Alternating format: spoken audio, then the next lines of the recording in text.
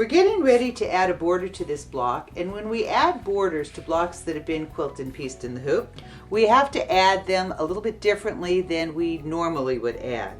We're going to add the front and back of the border at the same time, similarly to how we add sashing. So the first thing I'll be doing is I will add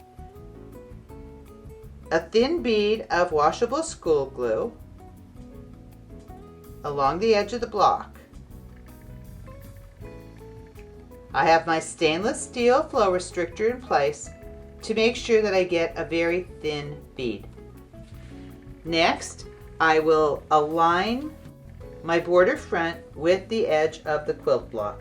Once it's in place, I'll press to set the glue. Next, I'll turn the block over and I'll repeat for the border backing.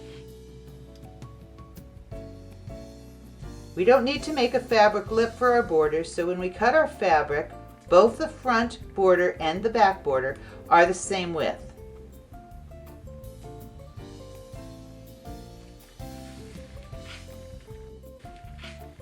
I'll align the backing border just as I did the front, and again press to set the glue.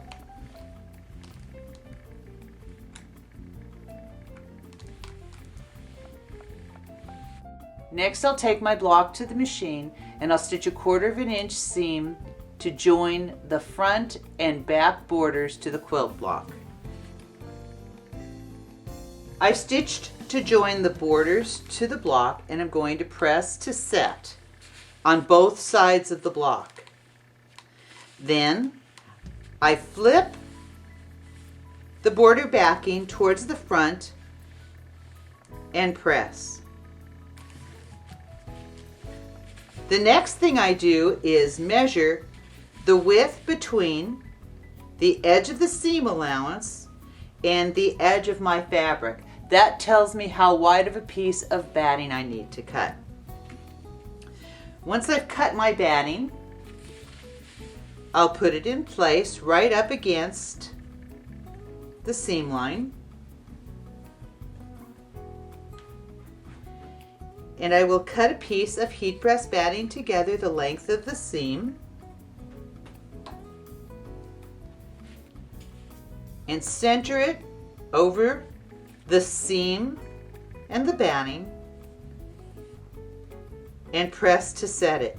Using the heat press batting together over this seam has two purposes. The first is it will keep the batting from separating. The second is anywhere there's a tiny space between the seam and the batting, the heat press batting together will form a bridge and prevent the fabric from falling inside. So I'll check to make sure that my heat press batting is firmly adhered, which it is. I will flip the front and press it in place. My batting is securely held by the heat press batting together, and it will be held on the other side by an additional row of stitching, whether I add another border or whether I attach my binding at this point. When you're using wide borders, it would be a good idea to add additional decorative quilting stitches to hold the batting in place.